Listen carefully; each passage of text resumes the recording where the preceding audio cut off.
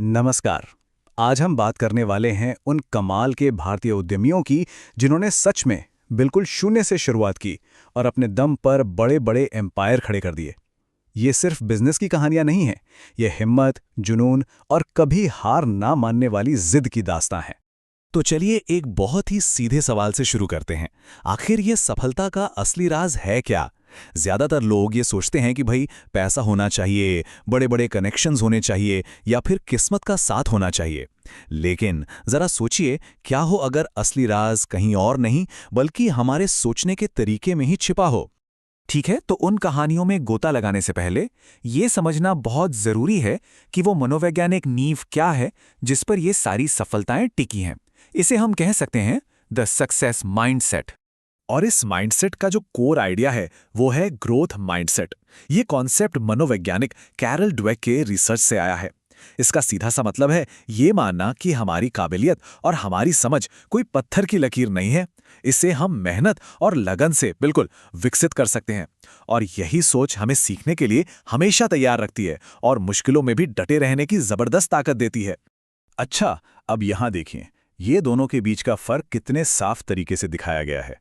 एक तरफ है फिक्स माइंडसेट, जहां इंसान मानता है कि अरे जो काबिलियत है बस वही है, वो बदल नहीं सकती, इसलिए वो लोग चुनौतियों से बचते हैं।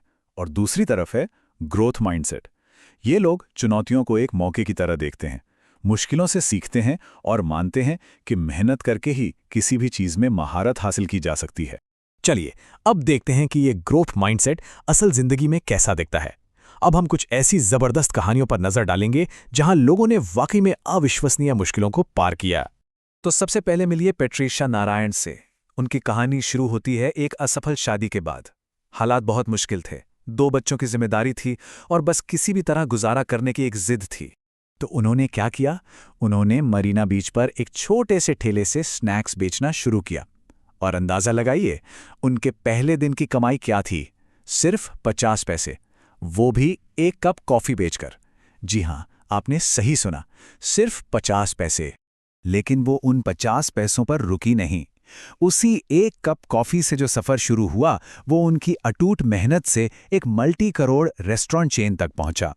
उन्होंने इस चेन का नाम अपनी दिवंगत बेटी की याद में संदीपा रखा। ये ग्रोथ माइंडसेट का एक जीता जागता उदाहरण है कि हालात चाहे जो भी हों, वो हमारी सीमा नहीं बन सकते। और एक और बेहद ताकतवर कहानी है कल्पना सरोज की, एक बाल वधू जिन्होंने बहुत कुछ सहा, वहां से निकलकर अपनी जिंदगी को पूरी तरह से बदल दिया और आज वो एक $112 मिलियन के बिजनेस एम्पायर की मालकिन हैं।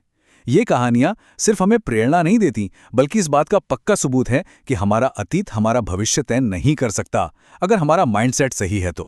अब बात करते हैं एक नए जमाने के ट्रेंड की जो भारत में बहुत तेजी से बढ़ रहा है, और वो है होमप्रेन्योर क्रांति।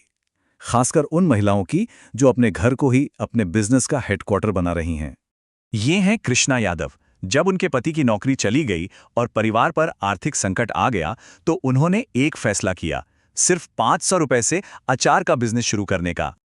और जरा इस चार्ट को देखिए, 500 रुपए की उस छोटी सी शुरुआत से आज उनकी कंपनी श्री कृष्णा पिकल्स का सालाना टर्नओवर 5 करोड़ रुपए हैं और वो 250 से भी ज्यादा तरह के प्रोडक्ट्स बेचती हैं। इससे पता चलता है कि एक छोटा सा कदम कितनी बड़ी छलांग में बदल सकता है। और ये जज्बा ना किसी उम्र का मोहताज नहीं है। मंजूषा जेवियर को देखिए, 52 साल की उम्र में नौकरी जाने के बाद उन्होंने तोहफा नाम से अपना क्राफ्ट बिजनेस शुरू किया। उनका कहना है, बदलावों के लिए हमेशा खुले रहें, वो आपके अंदर का सबसे बेहतरीन रूप बाहर लेकर आएंगे। चलिए अब अपना फोकस उन नए जमाने के उद्यमियों पर लाते हैं जिन्होंने सिर्फ कामयाबी ही हासिल नहीं की, बल्कि अपने जबरदस्त आइडिया से पूरी की पूरी इंडस्ट्री के नियम ही बदल डाले। तो ये जो आज के डिसरप्टर्स हैं, ये अलग क्या कर रहे हैं? असल में ये सिर्फ एक नया बिजनेस नहीं बना रहे, ये पूरे बाजार का तरीका बदल रहे हैं। जैसे ओयो और ज़ेरोधा, ये डिसरप्टिव बिजनेस मॉडल्स लेकर आए। ओला ने टेक्नोलॉजी को अपनी सबसे बड़ी ताकत बनाया। बोट और नाइका की सफलता का राज है उनका कस्टमर पर फोकस। वहीं पेपर बोट हमारी जड़ों और यादों से जुड़ा है और मामा अर्थ सस्टेनेबिलिटी पर जोर दे रहा है।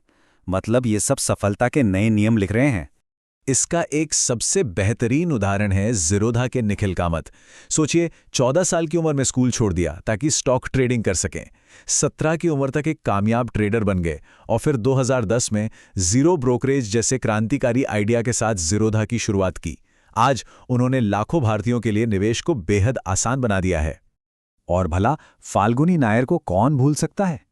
नायका के साथ उन्होंने ब्यूटी इंडस्ट्री में एक क्रांति ही ला दी।